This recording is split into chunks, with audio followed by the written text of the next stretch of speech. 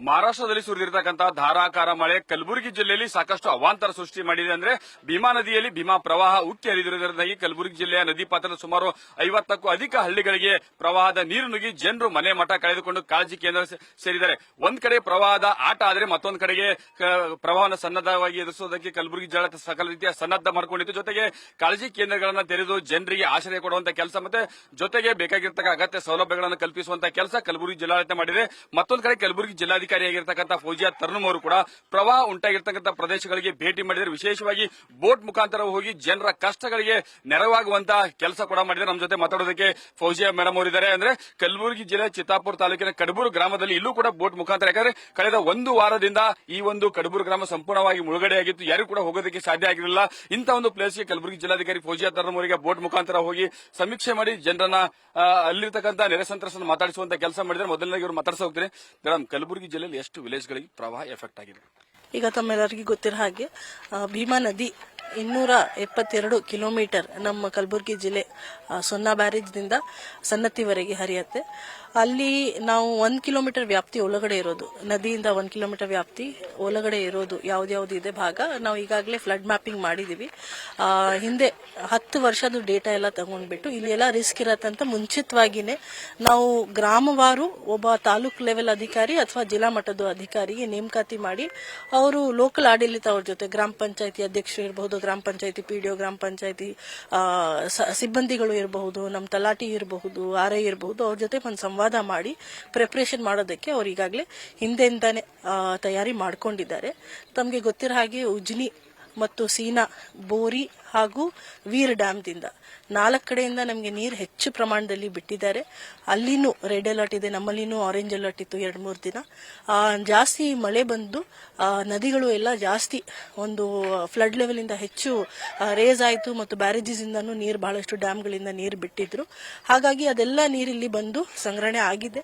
ಈಗ ನಾವು ಮುಂಚಿತವಾಗಿನೇ ನಮಗೆ ಗೊತ್ತಿತ್ತು, ಹಾಗಾಗಿ ನಾವು ಎಲ್ಲರಿಗೂ ವಾರ್ನಿಂಗ್ ಕೊಟ್ಟು ಎಲ್ಲೆಲ್ಲಿ ಮನೆಗಳು ಮುಳುಗು ಹೋಗುತ್ತೆ ಅಲ್ಲಿ ನಾವು ಕಾಳಜಿ ಕೇಂದ್ರ ತೆರಳ್ತೀವಿ, ಅಲ್ಲಿ ಬರಲೇಬೇಕು ಅಂತ. ಅಲ್ಲಿ ನಮ್ಮ ಗ್ರಾಮ ಪಂಚಾಯತಿ ಮೆಂಬರ್ಸ್ ಆಗಲಿ, ಗ್ರಾಮಸ್ಥರು, ಹಿರಿಯರು, ಯುವಕರು ಎಲ್ಲ ನಮಗೆ ಸಹಾಯ ಮಾಡಿದ್ದಾರೆ. ನಮ್ಮ ಪೊಲೀಸ್ ಆಗಲಿ, ಫೈರ್ ಡಿಪಾರ್ಟ್ಮೆಂಟ್ ಆಗಲಿ, ನಮ್ಮ SDRF NDRF ತಂಡ ಅವ್ರದ್ದು ಬಳಕೆ ಮಾಡಿ ಅವರೆಲ್ಲರಿಗೆ ಶಿಫ್ಟ್ ಮಾಡಿದ್ದೀವಿ. ಬಹಳಷ್ಟು ಕಡೆ ನೀರು ಸ್ವಲ್ಪ ಕಡಿಮೆ ಈಗ ಆಗ್ತಾ ಇದೆ. ಹಿಂದಿನ 4 ದಿನದಿಂದ ಪ್ರವಾಹದ ಸಂದರ್ಭ ಜಾಸ್ತಿ ಇತ್ತು, ಈಗ ಕಡಿಮೆ ಆಗಿದೆ. ಆದ್ರೂ ಬಹಳಷ್ಟು ಮಂದಿ ಹೋಗಿ ಮನೆ ಕ್ಲೀನ್ ಮಾಡಬೇಕು, ಅವ್ರಿಗೆ ಸಂಕಷ್ಟ ಇರತ್ತೆ, ಸಾಕಷ್ಟು ಅವ್ರ ಬಟ್ಟೆ ತೊಳಿಬೇಕು, ಅದೆಲ್ಲ ದಿನಸಿ ಎಲ್ಲ ಐಟಮ್ ಹೋಗಿರತ್ತೆ ಅಂತ ಹೇಳಿ ನಾವು ಒಂದು ಕಮ್ಯುನಿಟಿ ಕಿಚನ್ ತರ ಎಲ್ಲ ಕಡೆ ನಡೆಸ್ತಾ ಇದ್ದೀವಿ. ಬೆಳಗ್ಗೆ ನಾಷ್ಟ ಇರಬಹುದು, ಮಧ್ಯಾಹ್ನ ಊಟ ಇರಬಹುದು, ಸಾಯಂಕಾಲ ಊಟ ಎಲ್ಲರಿಗೂ ಬಡಿಸ್ತಾ ಇದ್ದೀವಿ. ಇದರಲ್ಲಿ ನಮ್ಮ PDOಗಳು ಆಗಲಿ, VAOಗಳು ಆಗಲಿ ನಿಂತು, ಬಿಲ್ ಕಲೆಕ್ಟರ್ಗಳು ಆಗಲಿ ಎಲ್ಲರೂ ನಿಂತು, ಗ್ರಾಮ ಪಂಚಾಯತಿ ಮೆಂಬರ್ಸ್ ಜೊತೆ ನಿಂತು ಅವರೆಲ್ಲರಿಗೂ ಬಡಿಸ್ತಾ ಇದ್ದಾರೆ. ನಿಜವಾಗ್ಲೂ ಒಂದು ಸಂಕಷ್ಟದ ಸಮಯ.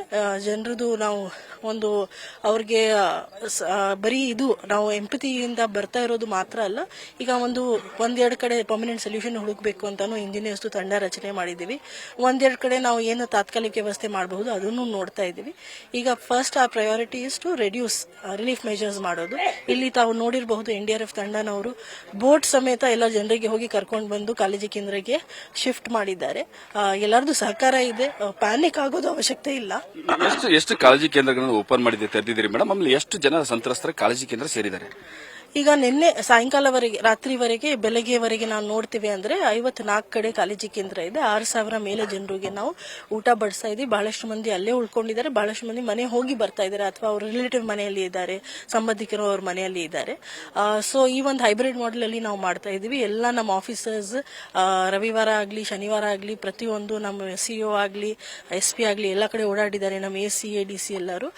ಜನರದ್ದು ಸಹಕಾರನೂ ಇದೆ. ಅವ್ರದ್ದು ಸಂಕಷ್ಟ ಸ್ವಲ್ಪ ಕಡಿಮೆ ಆಗಲಿ ಅಂತ ಒಂದು ನಮ್ಮ ಕಡೆಯಿಂದ ಪ್ರಯತ್ನ.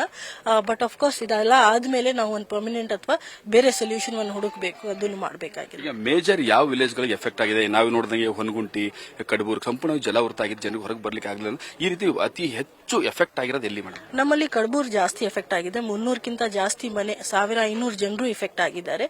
ಅದಲ್ಲದೆ ಬೇರೆ ಕಡೆ ಸಹ ಇಡೀ ಊರು ಇಲ್ಲ ಅಂದ್ರೆ ಸಹ ಒಂದೆರಡು ಕಡೆ ಒಂದು 15 ಮನೆ ಒಂದು ಊರಲ್ಲಿ, ಇನ್ನೊಂದು ಕಡೆ 35 ಮನೆಗಳು, ಈ ರೀತಿ ಬೇರೆ ಬೇರೆ ಕಡೆ ಬೇರೆ ಬೇರೆ ರೀತಿ ಇದೆ.